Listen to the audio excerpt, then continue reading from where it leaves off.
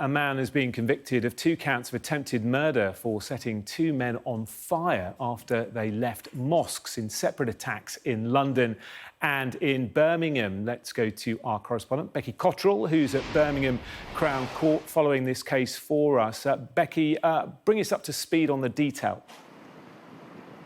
Well, as you mentioned, these were attacks that occurred outside mosques in London and Birmingham in February and then in March this year. Mohammed Abbkr, 29 years old, he had been attending evening prayers along with his victims. He had then followed them outside of the mosque when prayers were over, sprayed them with petrol and set them on fire. These victims were elderly men, Hashi, Odowa, who was 82 years old, and Mohammed Rayaz, who was 70 years old. And in particularly disturbing CCTV footage that was shown to the jury of the attack on Mohammed Rayaz, you can see that as the flames start to dim, Mohammed Abbkr sprays more petrol onto him. The flames go bigger and you can hear his screams of pain. These men were left with long-standing physical injuries as well as obviously the mental trauma. In the case of Mohammed Rayaz, he spent weeks in hospital and required a skin graft. Now, we spoke to his sons after the verdict. They didn't want to talk on camera, but they did tell us that they felt that justice had been served and that this verdict would help their father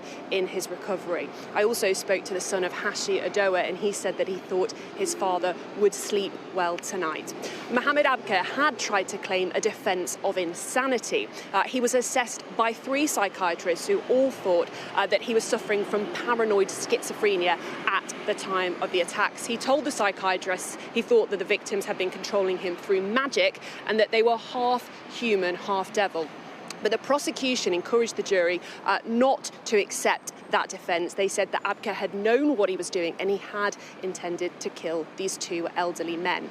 Now, the police had looked into whether these attacks were linked to extremism, and you can hear more on that now from Chief Constable Haroon Chugtai from West Midlands Police.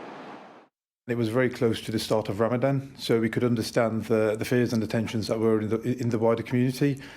We put a significant number of resources into this, including counter-terrorism officers, but I think it's important that I make clear that this was not treated as a terrorist incident. To date, there is no clear ideology.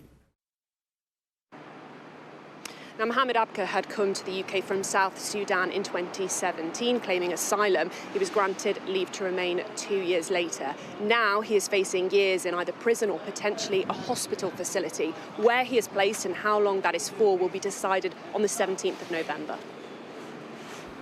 Becky, thank you.